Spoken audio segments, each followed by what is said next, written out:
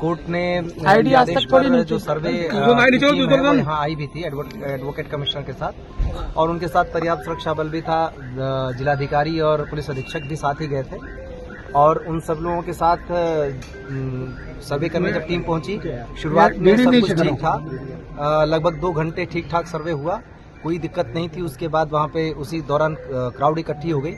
शुरुआत में वो लोग कुछ नारे वारे लगाने लगे, उसके बाद थोड़ी देर बाद वहाँ पे पथराव शुरू हो गया। पुलिस ने उन लोगों को दूर किया, हालांकि वो मस्जिद परिसर तक नहीं जाने पाए थे। पुलिस ने उनको दूर किया, और उसके बाद जब सर्वे कंप्लीट हुआ 11 बजे के थोड़ा सा बाद, जब टीम निकली सर्वे करने के बाद, तो उसके बाद उन्होंने खूब पथराव करना शुरू कर दिया। 2-3 तरफ से ग्रुप थे, एक जो सामने से था, एक दाएं तरफ से, एक बाईं तरफ से, वो लगातार पथराव कर रहे थे। पुलिस ने उसके लिए बल प्रयोग किया ताकि सुरक्षित रूप से टीम को निकाला जा सके, जो सर्वे की टीम है, और आंसू गैस के गोले भी छोड़े, जो प्लास्टिक बुलेट है उसका भी इस्तेमाल किया। इस बीच में उन लोगों ने दूसरी जगह पे उनका जो ग्रुप था उसने गाड़ियां चलाना शुरू कर दिया। 3-4 गाड़ियां भी वहां पे चलाई गई, कुछ एक बाइकें भी चलाई गई हैं। उन लोगों को हटाने के लिए भी पुलिस ने फोर्स का इस्तेमाल किया। इस बीच में 2 ग्रुप आमने सामने थे, तो 3 ग्रुप बल्कि वहां पे थे, 3 तरफ से। उसी बीच में गोली चली। गोली कौन से ग्रुप ने किस पे चलाई, कैसे हुआ, लेकिन उस बीच में जो गोली चली उसमें हमारे पुलिस अधीक्षक हैं, उनके पीआरओ के पैर में गोली लगी। एक डिप्टी कलेक्टर का पैर फ्रैक्चर हो गया उसी हंगामे में। एक सीओ साहब के भी छर्रे लगे हैं, और करीब 15-20 जवान घायल हो गए हैं। एक कांस्टेबल के सिर में गंभीर चोट आई है। और इस गोलीबारी में जहां तक अभी तक कंफर्म हुआ, उसके हिसाब से 3 लोगों की मृत्यु भी हुई है।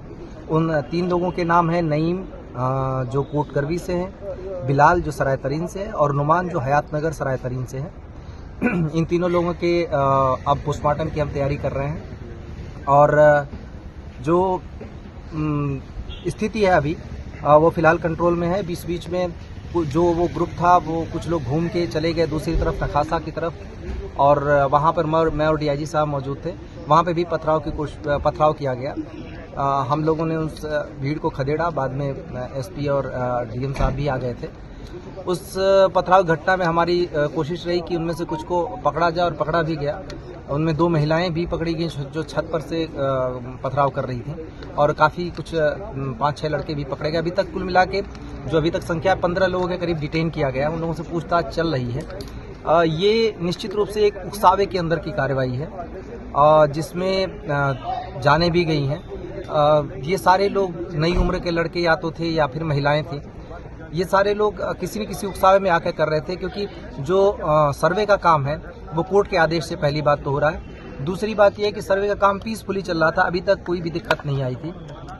तीसरी चीज ये है कि सर्वे में कोई ऐसी चीज नहीं की जा रही है जिससे मस्जिद के स्ट्रक्चर को उसके साथ छेड़छाड़ की जाए, बल्कि आज जो पथराव हुआ उसमें मस्जिद के ऊपर पत्थर जरूर चलाए गए, क्योंकि वहाँ पे टीमें थी, तो मस्जिद पे भी पत्थर चलाए गए। मुझे नहीं पता मस्जिद को नुकसान हुआ या नहीं, लेकिन खूब जम के मस्जिद पर भी पथराव हुए, जो एक तरीके से देखें तो ये उनके धर्म के हिसाब से भी गलत है।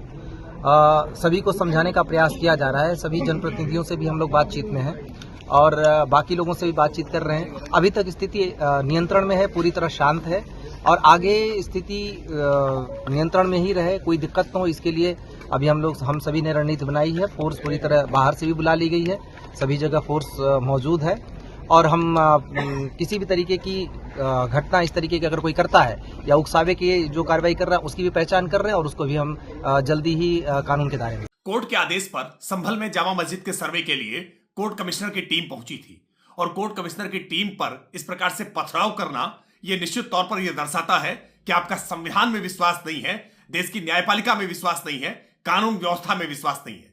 यह मुगलिया सल्तनत का दौर नहीं है जहां आप जोर दबाव के आधार पर किसी प्रकार की कार्रवाई कर सकते हैं। लोकतांत्रिक तरीके से आपको न्यायपालिका में विश्वास करके अपील करके अगर किसी प्रकार की आपत्ति है तो ऊपरी अदालत में जाना चाहिए, लेकिन अगर कोई बल प्रयोग करके अगर किसी प्रकार का कब्जा स्थापित करने का प्रयास कर रहा है तो यह स्वीकार नहीं हो सकता है। उत्तर प्रदेश में योगी आदित्यनाथ जी की सरकार है, कानून व्यवस्था संभालने के लिए बहुत कठोरता से कार्रवाई की जाएगी। अगर कोई कानून हाथ में लेने का प्रयास करेगा तो निश्चित तौर पर कठोरता से कार्रवाई होगी। हम अपील कर रहे हैं, लोग वहां पर शांति व्यवस्था बनाने का काम करें, और किसी भी स्थिति में कानून को हाथ में लेने का काम न करें, जो कोर्ट के आदेश है उनका अनुपालन सुनिश्चित करें। के आदेशानुसार एक जामा मस्जिद है, उसके सर्वे का आदेश हुआ था। तय समय के अनुसार सभी सर्वे करने के लिए जो लोग कोर्ट कमिश्नर हैं, डीएम साहब हैं, मेरे स्वयं द्वारा और बाकी अन्य फोर्स है वो समय पे मौजूद थी।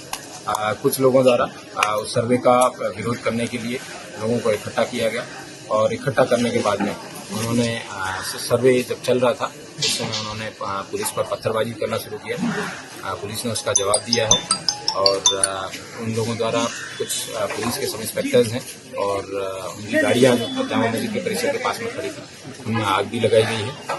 उसकी वजह से कुछ प्रॉपर्टी है उसको हानि भी हुई है, लेकिन वर्तमान में जो कानून व्यवस्था है वो कंट्रोल में है।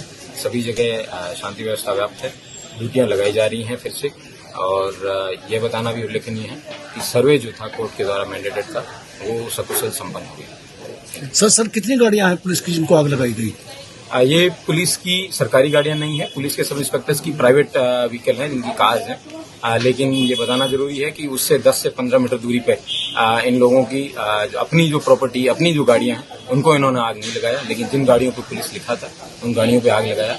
ये दर्शाता है कि इन लोगों द्वारा टारगेटेड तरीके से कोई एक हुड़दंगी भीड़ ना होके एक टारगेटेड तरीके से पुलिस और प्रशासन को है वो चैलेंज करने का काम किया। इन लोगों के खिलाफ एनएसए की कार्रवाई है वो अमल में लाई जाएगी।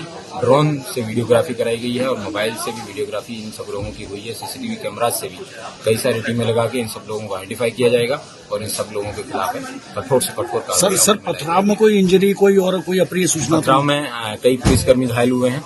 उन सब लोगों का मेडिकल है वो करवाया जाएगा। 1-2 को अस्पताल भी भेजा गया है। अभी स्टॉक टेकिंग है वो लिया जाएगा, उसके बाद मार्शल को अवगत कराया जाएगा।